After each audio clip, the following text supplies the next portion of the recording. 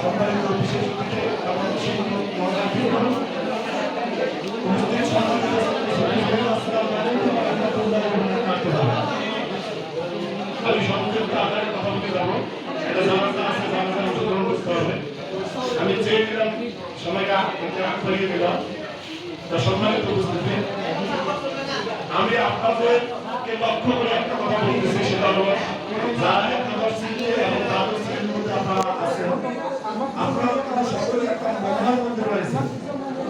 আপনারা এই অবস্থায় বেছে নেবেন, এখান থেকে বেছে নিতে হবে আপনি কোথায় ঢুকবেন, সমুদ্রে না কোনো নদীতে, আপনি ইঞ্জিনিয়ার হবেন না ডাক্তার হবেন, না আপনি কোনো বিশ্ববিদ্যালয়ের শিক্ষক হবেন, না কোনো বিশেষ ম্যানার হবেন। এটা কিন্তু বেছে নেওয়ার সময়টা এখন থেকে আপনার এখানে যদি আপনারা শিক্ষকতা মানতে পারেন এই ২ বছর, তাহলে তো ভাগ্যের কোনো বিশ্ববিদ্যালয় চলবে না। বিশ্ববিদ্যালয়ের কাজ উঠলে ভালো কিছু করার পাওয়ার মতো সুযোগ থাকবে না। এই জন্য এই ক্লাসটা এমন একটি ক্লাস, এই ক্লাসের মধ্যে মনোযোগ দিতে হবে, নিয়মিত ক্লাস করতে হবে, শিক্ষকদের কথাগুলো শুনতে হবে। ক্লাসের মধ্যে অনেক কিছু পাওয়া যায়। আমি একজন শিক্ষক, শিক্ষক হিসেবে আমি জানি, আমি অনেক সময় ক্লাস নিতে এই কথা বলি, আমি শিক্ষক তার দিকে তাহাদিক থাকে। আমি অনেক সময় চাই যে আমাদের ছাত্ররা আমাকে প্রশ্ন তাহাদিক সম্পর্কে প্রশ্ন আমি উত্তর দিই, কিন্তু এমন একটা পরিবেশের মধ্যে আমরা এসেছি ছাত্ররা বাড়িতে পড়ে না, বাড়িতে না পড়লে তো শিক্ষককে কি প্রশ্ন করবে।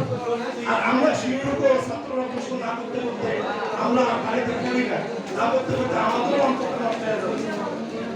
এই জন্য আমি আপনাদের সকলকে উদাহরণ আহ্বান জানাই যে আপনারা সকলে বাড়িতে পড়েন। আগামী দিনের ক্লাসটা কোন অধ্যায় থেকে হবে, এই অধ্যায়টা আপনারা দেখবেন। দেখে আসার পর শিক্ষক মহোদয় যখন এই ক্লাসটা নেবেন, সেখানে কিন্তু আপনাদের শিক্ষণীয় অনেক কিছু আছে। আপনারা সেখান থেকে প্রশ্ন করতে পারেন, প্রশ্ন থেকে অনেক উত্তর বের করে নিয়ে আসবেন, যেটা হলো ভবিষ্যতে যে আপনাদের উপকারে লাগবে। এই জন্য আমি আপনাদের সকলকে আহ্বান জানাই যে আপনারা আপনাদের এই জীবন মূল্যবান এই সময়টা আপনারা এলাকায় কাটাবেন না।